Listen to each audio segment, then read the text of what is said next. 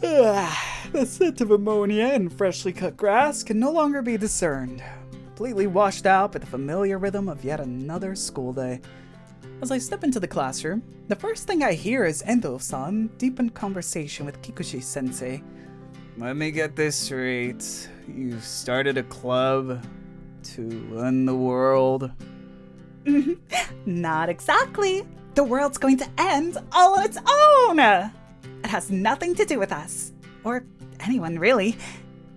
Then trying to, what? Stop it or something? Nope. We'll just accept it and embrace the idea. So, you're not stopping anything? For some reason, he sounds relieved. And when exactly is this end of the world thing supposed to happen?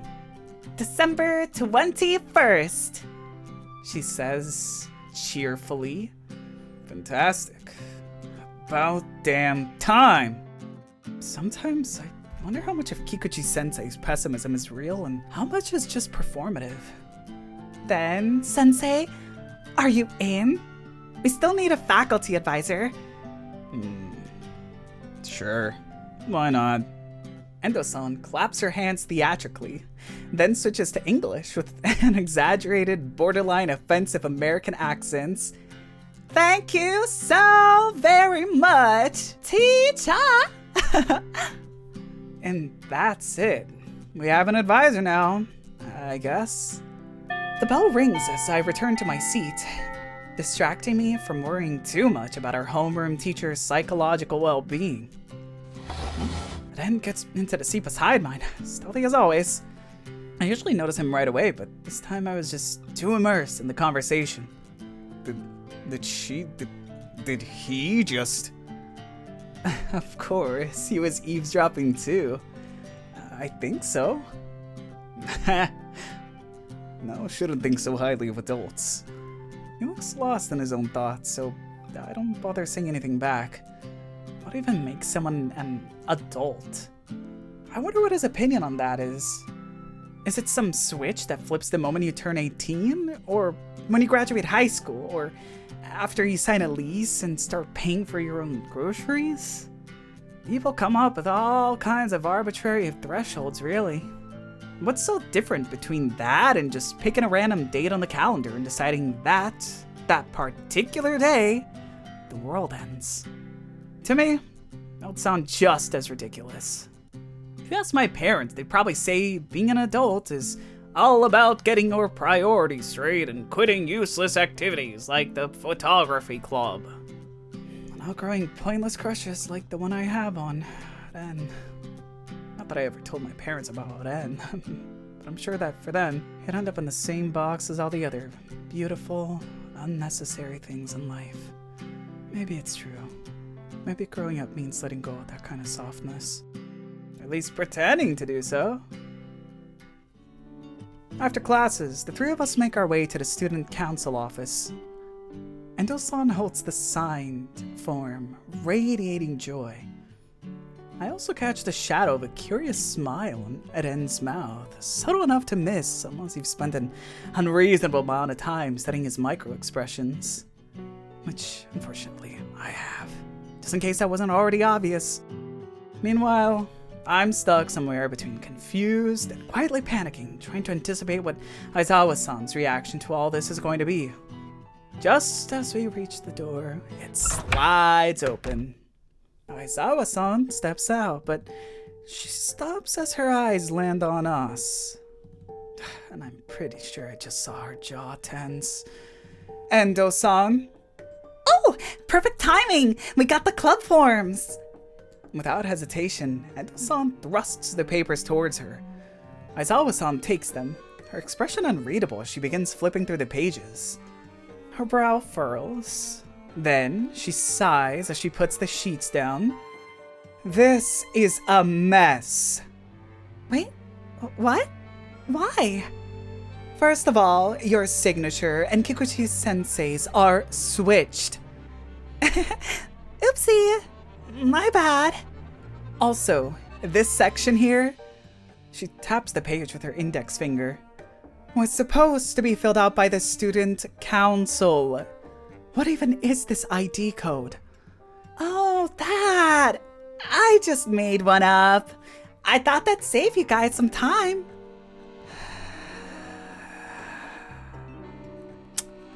Aizawa-san closes her eyes, pinching the bridge of her nose. Don't worry, I can fix it. I glance at Ren.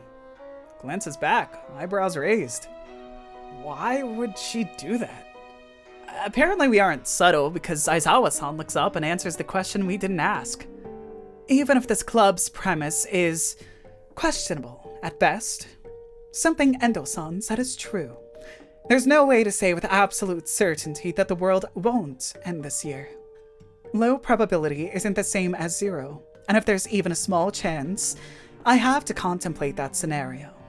Being responsible means evaluating all possibilities, even the unlikely ones, and understanding the consequences of every action accordingly. If the world did end, and I hadn't even listened to what Endo-san had to say, it wouldn't sit right with me.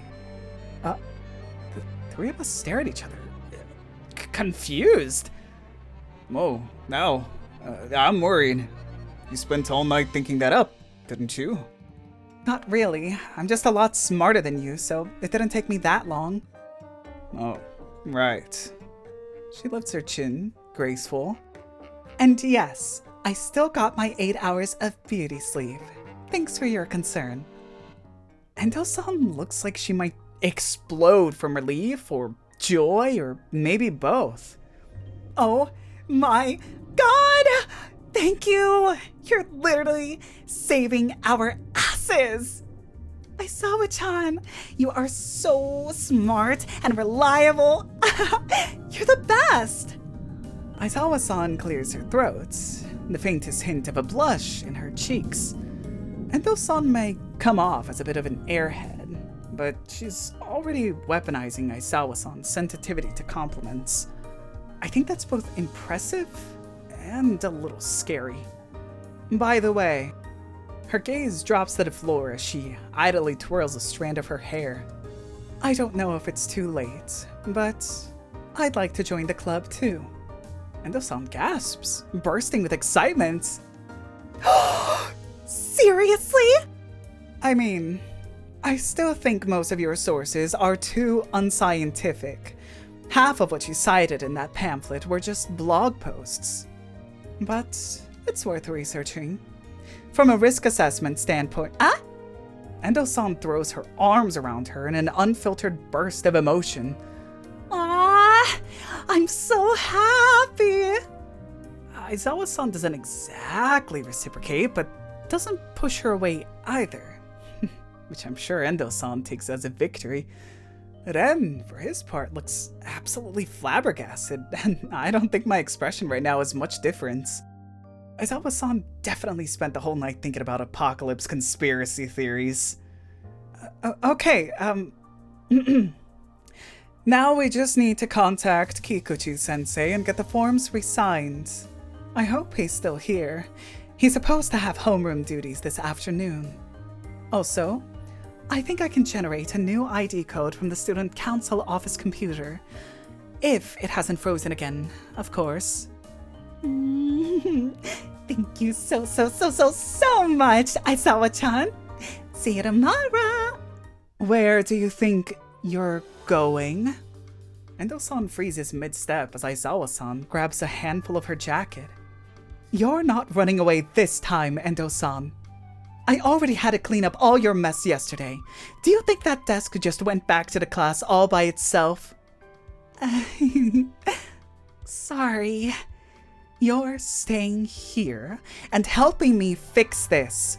I won't do it all on my own again. Endo-san pouts like a toddler being scolded. Yes, ma'am. What a good time to make a dignified retreat. Let's take a peek at Ren, then the stairs, then back at him. He nods discreetly. Understood. See you tomorrow. We both turn in sync, walking away at a casual but very determined pace. I check over my shoulder, hoping they're too busy to chase us down. When I do so, I catch a glimpse of Aizawa-san dragging Endo-san to the student's council office. I try to match Eren's longer strides until we're well past the school gates. Then, without a warning, he stops in his tracks. I stop too, staring at his back.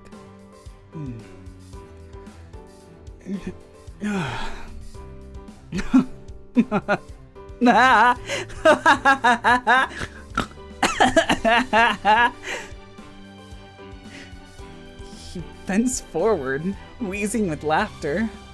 A pond full of waterfowl. It's so contagious that I can't help but chuckle too, even if I'm not sure what we're laughing about.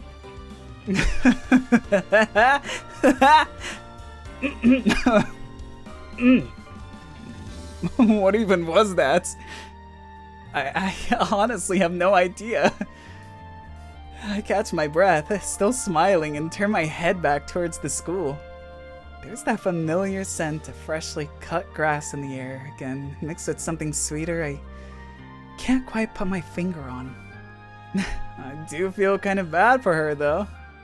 Which one? Now that I think about it, probably both. He snorts again. Softer this time, but just as ungraceful. We don't say much after that. Just keep walking towards the intersection. Laughter still warm in the air between us. Above us, cherry blossoms tint everything in a soft, dreamy hue. Petals brush against our shoulders and hair as they fall, casting pink shadows that shift with the breeze. His cheeks are still flushed, his eyes still damp, catching the last of this spring sun's filtered light. It's funny how the first thing that drew me to Ren was that composed stillness of his. For me, Ren was someone I could admire from a distance and project whatever I wanted onto. So conveniently easy to romanticize.